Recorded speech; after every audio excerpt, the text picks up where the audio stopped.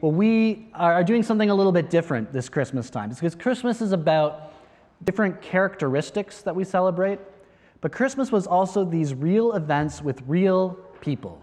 And we are very fortunate today that we have one of those people here. So please, I'd ask for a round of applause as we have Mary coming over here. And hopefully Mary's here. Oh, there we are.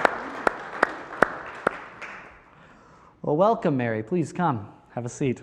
So first, well, Mary, how are you feeling? You're not normally on great talk shows like this on every cable network. Yeah, I'm a little nervous. It's true. I don't do a lot of press. And I have kind of a weird story. People don't always really believe it, so, we'll see how it goes. All right, well, let's start with an easy question. First, Mary, tell us a little bit about yourself. Sure. Well, my name is Mary. I'm from a little town called Nazareth. There's nothing really that special about me. My family's not particularly well off, but we have a nice home together. And actually, I'm engaged to a very nice guy named Joseph. He's tall, and he has a solid job. He's a carpenter. He's a little older than me, but not like so old that it's weird. And he owns his own donkey, which I thought was pretty neat. He didn't even lease it. He paid for that with cash. Mm-hmm. Well, sounds like a nice guy. Well, thank you for agreeing to this interview. From what I gather, you have a really interesting story to tell, so let's just cut right to the chase. Would you mind telling us the story about your pregnancy? Ooh, yeah, sure.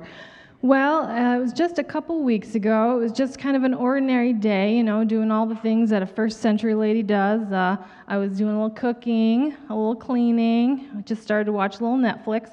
And then suddenly an angel appeared. There was just this bright light, and there was an angel in my living room. So an angel. Well, what did this angel look like? Well, mostly what I remember is what I said, that bright light. It was so bright, it was like lightning. But also, even his clothes were so bright white. I remember thinking to myself that before this angel leaves, I need to ask him for some laundry tips. Oh. So this angel appears with great laundering, and then what happened? Well, he all of a sudden he says to me, "Rejoice, favored one, you are chosen by God." Oh, and how did you feel about those words? Well, I was a little confused because there was an angel, but also I don't really think of myself as being particularly favored. Like I said, I'm nothing special. My family's not especially rich or anything, and so I was thinking to myself that maybe he kind of had the wrong house. It's hard to tell house to house in the dark, and maybe he was looking for like the Pharisee down the street, or I don't know, Beyonce. I really don't know. That would be a different Christmas story altogether. Yeah. Okay, so what happened next?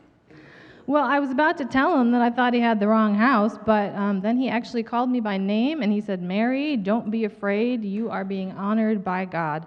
And then, this is the crazy part, he told me that I was going to have a son, a baby boy.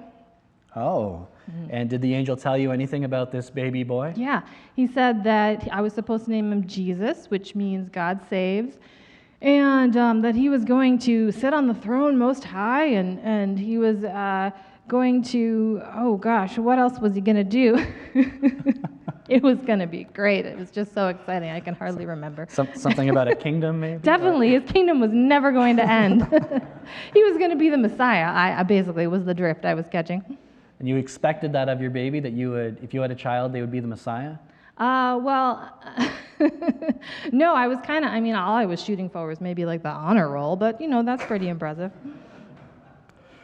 So, what did you think about all these things that this angel was telling you about your baby?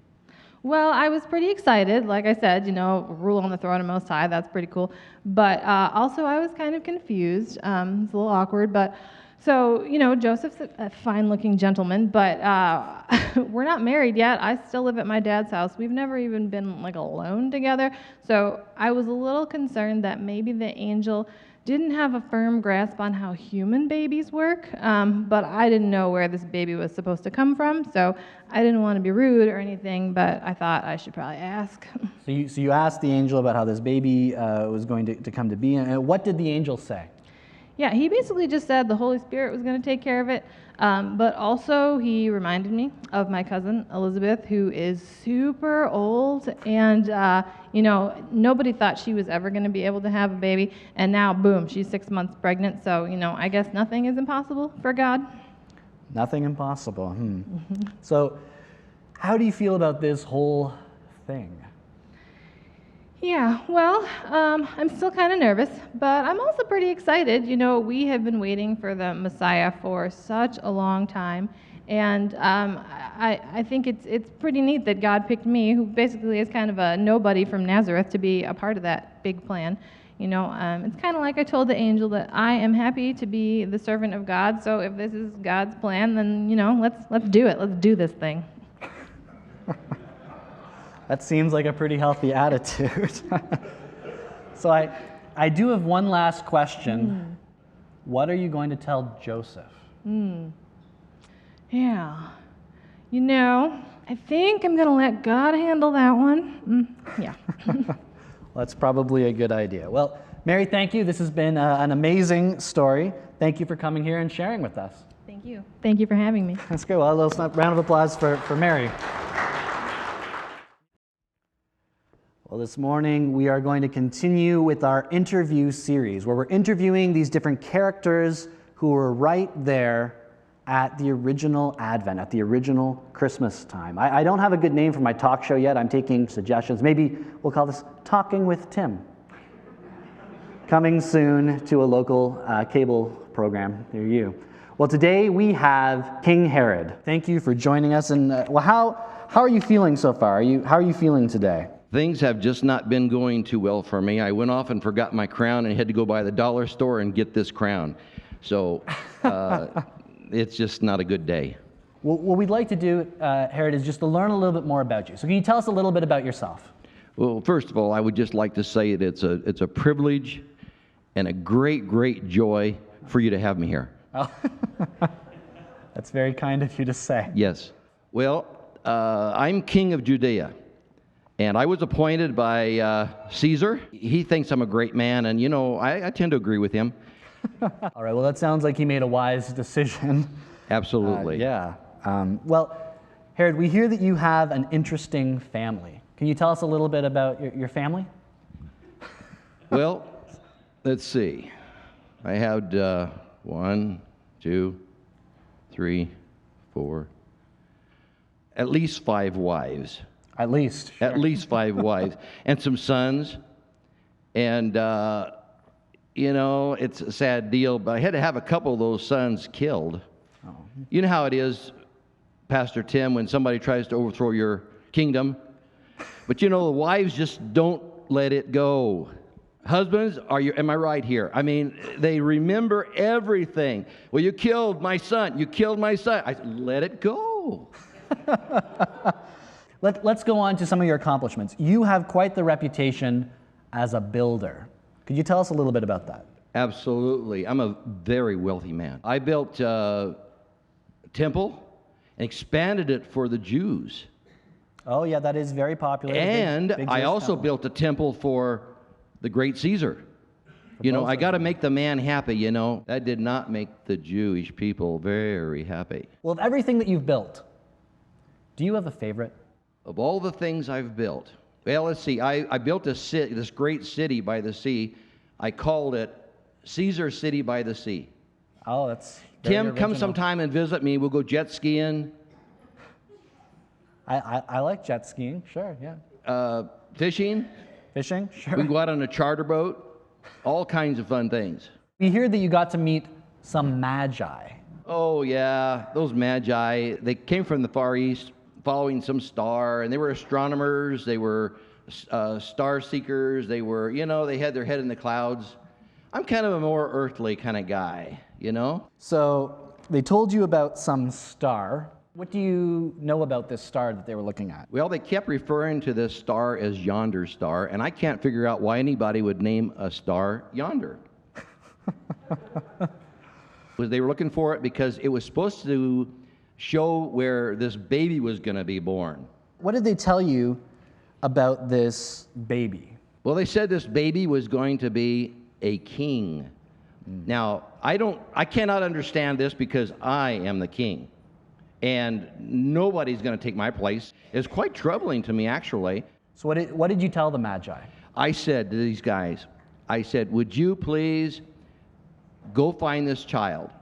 And I even put some guys on it and then found out that it was going to be in Bethlehem, as far as we could figure out. I sent them on their way and said, when you find this child, come back and tell me so that I can go and give him gifts and worship him myself. We have some reports from the Magi, and the Magi are on record saying that they feel you weren't being honest with them. Oh, those doofuses. You know, they didn't appear to me to be too intelligent. They're supposed to be wealthy kings, you know, and they had these gifts, gold, frankincense, and myrrh, and I couldn't figure out why they wouldn't give me the myrrh because I put it on behind my ears every morning. You do smell very nice. Thank you so much, Pastor Tim. They said that they were suspicious that you might try to harm the baby. That hurts. Oh, that hurts so deeply. Why would I hurt anybody? Well, I did kill my own sons. Let's see. No. So would you have hurt the baby? Well, yeah. But it was so wrong of them just to assume that I would do it. I could see that as something that would hurt your feelings. Absolutely. So what happened to the Magi afterwards? For some reason, they just took off and went back east. We have some disturbing reports about what happened to all the baby boys in Bethlehem. Do you have anything to say about that? Well, it's the Magi's fault. If they would have come back and told me where this baby was, I would have only had to kill the one baby.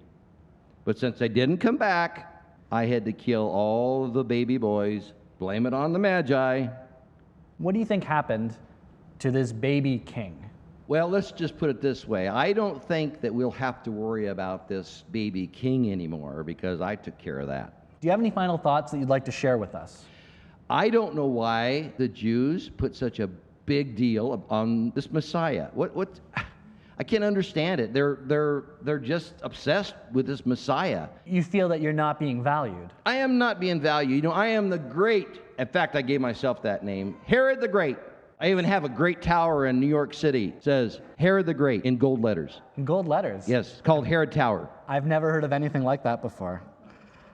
Well, King Herod the Great, thank you so much for agreeing to do this interview and for sharing with us today. We really appreciate it. It's been a great privilege for you to have me. Thank you very much. A nice round of applause for King Herod. Thank you. Hello. Hello. Tim had to step out for a couple minutes. He got an emergency phone call from our cat that she was out of food, so he had to go back home just for a little bit. He'll be back. But we didn't want you guys to have to wait. You know, we're always ready to get to those snacks. So I'm going to go ahead with our interview. And we can go ahead. And our special guest today is going to be Joseph. So Joseph, are you somewhere? You want to come on in and meet the people? Let's give Joseph a round of applause. Yay. Thank you. Thank you.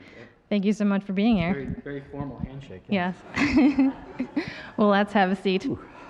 All right, I do have some questions for you here, but first, I think the important thing to start with is, you know, I don't know if you know, but your wife Mary was on a few weeks ago. I think we have a picture. Do we have a picture of her? Yeah. Oh, there we are. Yeah. So my first question for you, obviously, is Joseph. Do you know really just how lucky you are? I mean, look at that. It's all. Take a moment. Yes. Yeah. Now, and I have just a quick follow-up. If you were going to say on a scale of like 1 to 10, how wonderful is your wife? It's important that we have an answer. Sure. I'd say a good 10 out of 10. Full 10. Yeah. Well, I would have gone with 100, but that's fine. That's just me. So we can talk a little bit more about that lovely lady later. But, well, why don't you tell us a little bit about yourself? Sure, I can do that. My name is Joseph. I work as a carpenter, work with my hands, and well, that's good, especially around Christmas season. Handmade objects, artisanal objects are very popular right now. That's good for business. I have a wife named Mary. I have a son named Jesus. In my spare time, I like to whittle. I like to spend time playing with my boy, and I like racing my donkey. I don't know if Mary told you, but I have a pretty sweet donkey. He's a little bit of a Mustang, a little bit of a racer, and just last week I souped him up by painting a racing stripe down his back. Yeah. Well, that sounds pretty amazing. It sure is. Sounds like you have a pretty good family there. But I know that early in your engagement to Mary, you did have some surprising news. Can you tell me a little bit about that? Whoa, it was surprising, all right. Mary and I were engaged. We were planning our wedding together. And of course, for all of the men here who are married, you know that means Mary was planning the wedding and I was doing a lot of nodding. And then there was this surprising news that she was pregnant.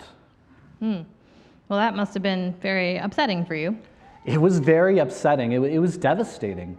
I knew Mary, I trusted Mary, and I just really felt at that time betrayed. And, I know that it really would have been well within your rights to report her to the authorities. I mean, this was an offense that was punishable by death. Punishable by death, yeah. That is just such a barbaric interpretation of the law. I was angry, sure. I was sad, I was upset, but I didn't want to hurt Mary. I didn't want something bad or worse to happen to her, so I just planned on divorcing her quietly, breaking off the engagement to make sure still that she was okay. So it sounds like you were planning to call off the wedding, but obviously now you're married, so what happened that changed your mind? Sure, well, my mind was changed because I had this dream, and it wasn't like any other dream I'd ever had. It felt very real. And in that dream, there was an angel. I know that sounds crazy, but there was this angel, and the angel said to me to not be afraid to take Mary as my wife, that she was pregnant by the power of the Holy Spirit, and that we were going to have a son, and I was to name him Jesus because he was going to save all of us from our sins. Well, what did you think about all that? Well, I've had some pretty weird dreams before. Normally after I've had some extra spicy buffalo wings.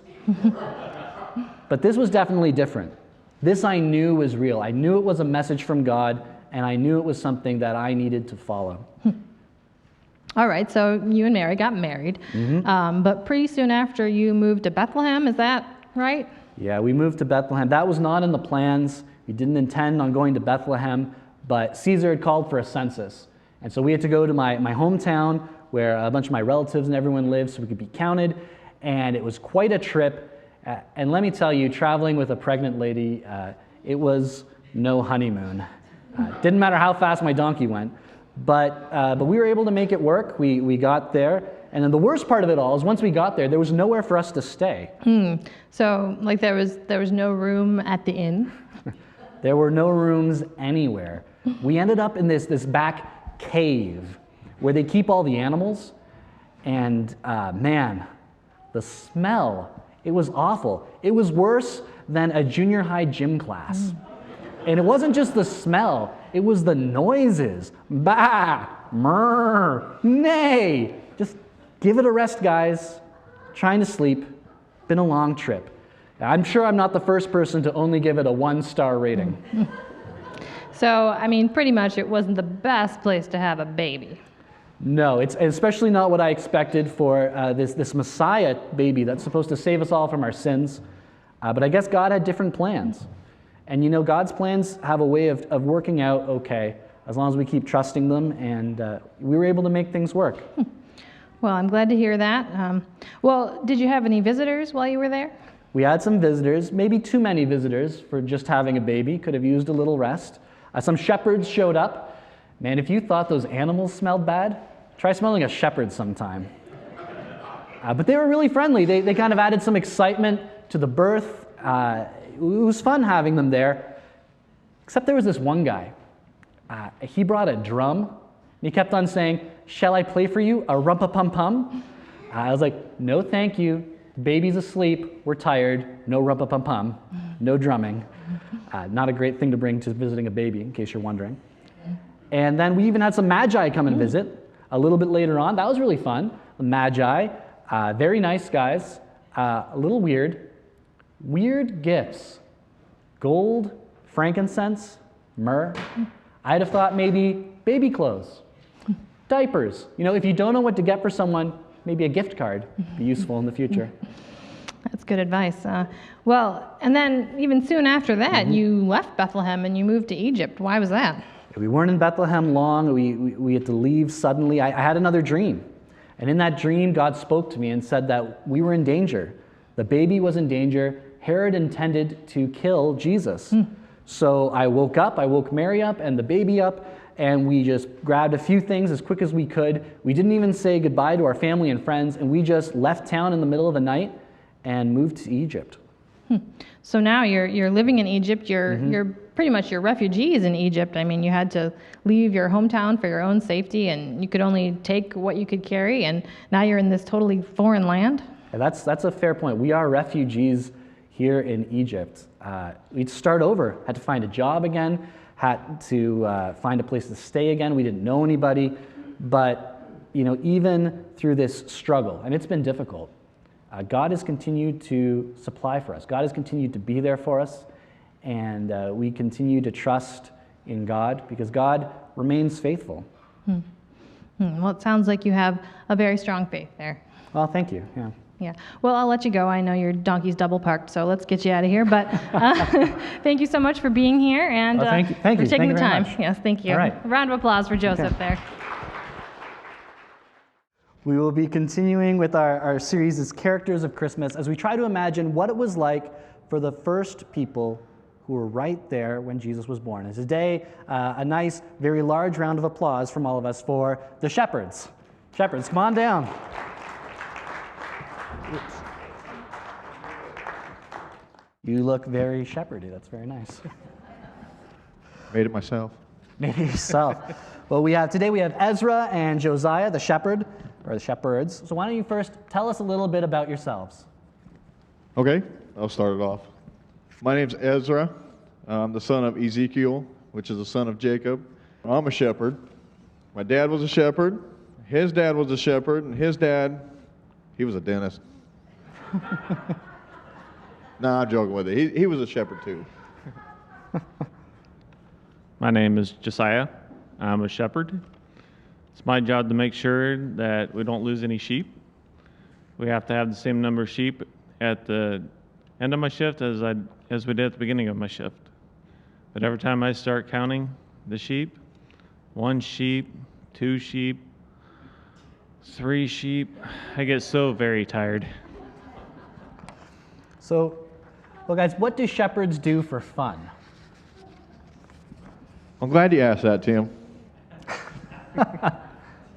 Well, it does get boring out in the field, just kind of watching, they may not move a lot.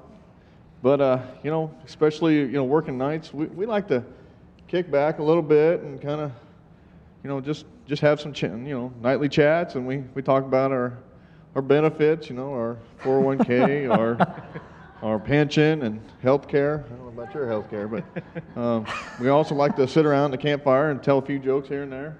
Oh, okay. I'm signed up for Obamacare, so I don't know what Kent's on, but did you hear the one about the sheep that went on vacation? He went to the Bahamas. Do you know what kind of car a sheep drives? A Lamborghini. What do you get if you cross a sheep with a porcupine? An animal that knits its own sweaters. This is fun. Wait, you know what? I think I have one. What do you call a dancing sheep? A ballerina. Okay, a ballerina? I don't get it. Yeah, Tim, sheep don't dance. Oh, I did not know that. Well, moving on, I hear you two had quite an interesting night just a few weeks ago. Yeah, it was like really crazy. We were just sitting there minding our own business, watching the sheep. And by that, I mean we were just minding our business. And suddenly, an angel appeared and told us, "Do not be afraid. I bring you good news." Well, I was already worried about the bad news because I had an accident when he showed up. So then after that, the angel told us the Messiah had just been born in Bethlehem and that he's just an itty-bitty baby. An itty bitty baby in a manger. Who puts a baby in a manger? All right, well, and then what happened? Then there was a whole bunch of angels, and they all started singing. It was better than the time I had front row seats at the Leonard Skinner concert. So then the two of you went to Bethlehem? We did, and we found the baby lying in a manger just where the angel said he would be. And there was this sweet donkey parked up front with a racing stripe. Oh, yeah. That does sound like a sweet donkey. Were you excited to see the baby? Yeah, this baby was special. We've been waiting for so long for the Messiah to come. And here he was, right in front of us. And we were all invited to come and see him. Shepherds never get invited to very many events there, Tim. We're not high class enough to be invited. I didn't even get invited to my own sister's wedding. That's sad. That is sad. Oh. My friends threw me a surprise birthday party. Never told me about it. I had to see the pictures on Facebook. But there we were, right at the birthday party for the Messiah. Sounds pretty high class to me. It does. So what did you do after going to see the baby? We ran out and we told everybody. Even our sheep. We just had to share the good news and celebrate. The Messiah is here. We're all invited to the party. Well, thank you, shepherds, for being here. It was great to have you both. Do you know what sheep say when it's time to go? Let me think. Is it bye-bye or see you later? No, they say, thank you for having us. It was a pleasure visiting with you. Sheep are very polite, you know. Oh. Well, thank you very much. We learned a lot about shepherds and about sheep. So a round of applause. Thanks for visiting with us.